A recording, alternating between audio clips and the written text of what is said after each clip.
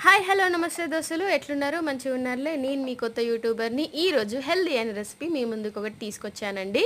అదేంటి అనుకుంటున్నారా అండి? హెల్దీ రెసిపీ ఉండలేని రాగి జావనండోయ్. సో మనం ఇలా ఒక బౌల్ తీసేసుకొని దాంట్లో వాటర్ని ఫిల్ చేసుకోవాలండి. ఫిల్ చేసుకొని గ్యాస్ని వెలిగించుకుంటున్నాను చూడండి.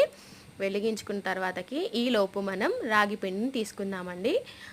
నేను ఎంతైతే వాటర్ తీసుకున్నానో ఆ వాటర్కి ఈ రాగి పిండి సరిపోతుందండి. మనం ఇలా వాటర్ వేడైన తర్వాతకి నేనైతే ఈ బౌల్కి సరిపడా టీ జాలి మాత్రం తీసుకున్నానండి. ఆ టీ జాలితోటే ఇప్పుడు మనం జల్లించుకుంటాము. ఇలా జల్లించుకుంటూ మనము ఒక హ్యాండ్తో గరిటెతో కలుపుకోవాలండి. సో నేను మీకు ఇక్కడ క్లియర్గా చూపించడానికి నేను 2 హ్యాండ్స్ యూస్ చేశాను కదండి. ఇలా ఒక హ్యాండ్తో జల్లించుకుంటూ ఒక హ్యాండ్తో మనం కలుపుకోవాలి. ఇలా కలుపుకుంటే మాత్రం ఉండలు లేకుండా రాగి జావ వస్తుందండి. చాలా ఈజీగా చేసుకోవచ్చండి ఉండలు లేకుండా. పెద్ద ప్రాసెస్ అలా అని అనిపిస్తూ ఉంటుంది కదండి కొంతమందికి, ఉండలు వస్తాయి అని పెద్దగా ఇంట్రెస్ట్ చూపించరు.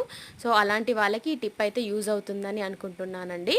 ఇలా ఇప్పుడు నేను వీడియోలో చూపించిన విధంగా ఒక హ్యాండ్తో జల్లించుకుంటూ ఇంకొక హ్యాండ్తో మనం కలుపుకోవాలండి. ఇందాక నేను 2 హ్యాండ్స్తో జల్లించాను కదండి, అప్పుడు నేను కలుపుకోలేకపోయాను కాబట్టి మీకు కాస్త అని ఉండలు కనిపిస్తుంది. ఇలా మనము రాగి జావ ఉడికేసరికి కలుపుతూ ఉంటే ఈ ఉండలు కూడా ఉండవండి. చాలా చక్కగా మనకి క్లియర్గా మంచిగా ఉండలు లేని జావ వస్తుంది చూడండి.